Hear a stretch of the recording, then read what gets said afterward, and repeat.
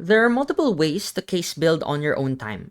You can do it on your own, with a teammate, in 15-minute prep intervals, or even through a longer research timeline. But some of the most basic features of case building will remain the same, and that is what I will go through in this video. There are two goals to case building: becoming a debate strategist and developing a heightened appreciation of argument structures.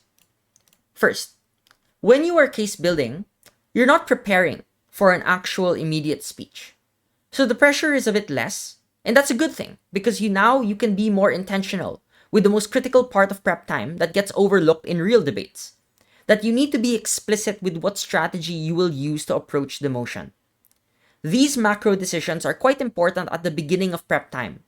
We usually make it in the first 2 to 3 minutes and then go right into argument construction. But in case building, you have the liberty to write it out, test it out, evaluate whether this strategy is effective. If the motion is an actor debate, for example, you might want to spend a lot of time framing why something is the most important consideration of that actor, and then you would double down to build that idea, or to make arguments about this particular framing.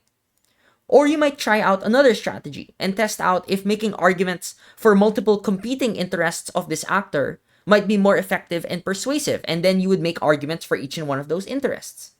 Again, there's no one-size-all-fits solution here.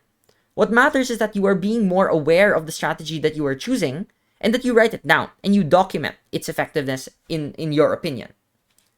Second, the learning you will take from case building is that you will develop a heightened appreciation of argument structures, of different ways to organize your ideas within your ideas, and everything in between. There are multiple ways to prove the same idea. You can give an example. You can develop a particular premise or characterization first, or you can start with framing or end with more framing. You can even add some weighing within an argument at different points. Case building gives you a clean document of prep time as opposed to a messy sheet of paper for speech purposes.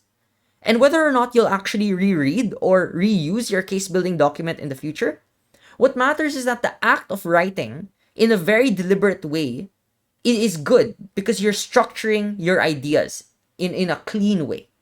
Think about it more deeply. And please do experiment with multiple ways to write out your argument. In my opinion, it's truly a fun exercise to sometimes build arguments using a case study, to sometimes build an argument by being more principled, or to sometimes build by being extremely comprehensive and very rigorous. And case building is the best place to do this rather than just making it up when you're actually debating in the tournament.